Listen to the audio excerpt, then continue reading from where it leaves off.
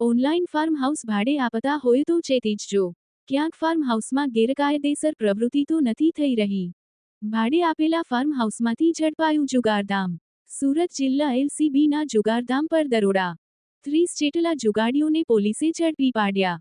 કામરેજના મોરથાના ગામના મારબેલા ફાર્મ હાઉસમાં જુગારધામ ચાલી રહ્યું હતું. ઇમરાન ઉર્ફે લાલો ઈંટવાલા તથા જાફર રજાક શેખ ફાર્મ હાઉસ ભાડે રાખી જુગાડ રમાડતા હતા.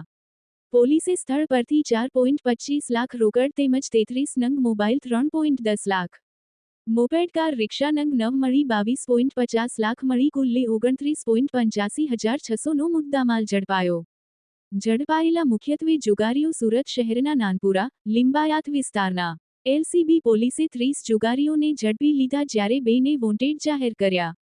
જગદીશ ભરવાડ, ન્યૂઝ 14 કામરેજ. જી sir. Range IGP Shri Surat વિભાગ સુરત તથા પોલીસ અધિક્ષક શ્રી સુરત રૂરલ નાઓએ વિસ્તારમાં ચાલતી પ્રોહિબિશન તથા જુગારની પ્રવૃત્તિઓ સદંતર નાબૂદ કરવા માટે આપેલ સૂચના અનુસંધાને સુરત રૂરલ એલસીબી તથા પેરોલ ફોલોની ટીમ અલગ અલગ ટીમો બનાવી નાઇટ પેટ્રોલિંગમાં હતી. તે દરમિયાન તાબાના માણસોને માહિતી મળેલ કે મોરથાણા ગામની સીમમાં આવેલ મારબેલા ફાર્મ હાઉસ ખાતે બહારથી આવેલા ઈસમો ઇમરાન ઉર્ફે લાલો ઈંટવાલા તથા જાફર રજાક શેખ નાઓ પોતાના ફાયદા સારું બહારથી માણસો બોલાવી હાર જીતનો જુગાર રમાડે છે.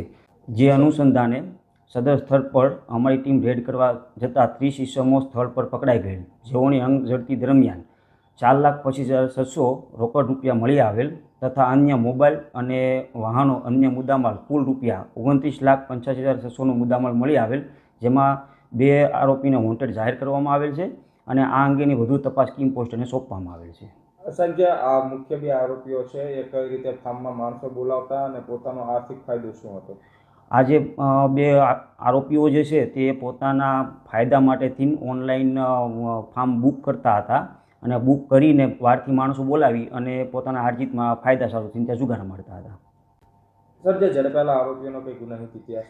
આ 30 પૈકી 2 આરોપી, જેમાંથી એક શાહબાજ શહીદ ખાન પઠાણ, જેઓ વિરુદ્ધ અઠવાલાઈન પોસ્ટે ખાતે એક જુગારધારાનો ગુનો દાખલ થયેલ છે તથા ઇરફાન ઇકબાલ રાજ, જેઓની વિરુદ્ધ લિંબાયત ખાતે 3 જુગારના ગુના તથા ખડોદરા ખાતે 1 જુગારનો ગુનો દાખલ થયેલ છે.